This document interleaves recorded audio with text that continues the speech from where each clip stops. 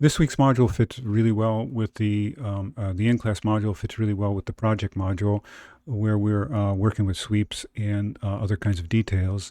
In this case, the in-class one, we're going to be looking at a brick facade, more of a traditional style.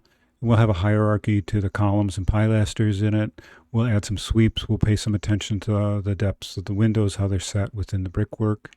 All to give you a start on how you might be able to detail these more traditional kinds of brick facades. A few things I wanted to kind of point out and remind you of once again as we go through it. These sweeps that we create, they're going to be solid masses, as in the modeling world that we're going to do. But in reality, these are usually hollowed out shapes, either based on fiberglass. It could be sheet metal historically. Glass fiber reinforced concrete, a whole host of materials of that nature. And so here's kind of how it would actually look in the field. So here we have a brick facade on the left with a fiberglass shape or profile, and it shows you the blocking that's added in order to support it. If you look up at the top, you can see there's a little flashing detail to make sure that the last coursing of brick directs the water over the front of the fiberglass and then carried off away from the facade. On the right-hand side here, now we have a glass fiber reinforced concrete, probably material, much heavier in weight and needing much bigger backup support. So on the right, the fiberglass was very lightweight, had a couple of pieces of dimensional lumber. Over here we have a welded steel structural subassembly in order to hold it in place on the building.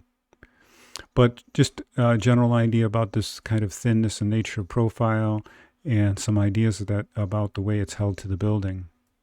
And a final reminder is about the way we set windows in brick. I want to keep in mind how we went through the experiment of the first in-class exercise of placing a window, first with the trim around it, then removing the trim, setting it back within the brick system, and then we're adding a lintel and or sill detail. And there are very few exceptions to setting brick that way. I guess one of the exceptions I've shown you up here on the top is a doorway entrance where the trim work is extending out over the brick. But you'll notice right above that, the window is actually sitting inside of that brick sill. So there are conditions where you might be doing this kind of work, but predominantly the window should be sitting back into the sill, even as it's exhibited down here at the bottom image on the right. So please keep that in mind going forward. Another term, I might introduce it in the project. I'm not sure I do actually in the videos, but it's brick mold. It's a very common, ubiquitous material used to trim around windows and doors, and not limited to brick, but it has a historical reference, and I've been trying to find a really good tie to it.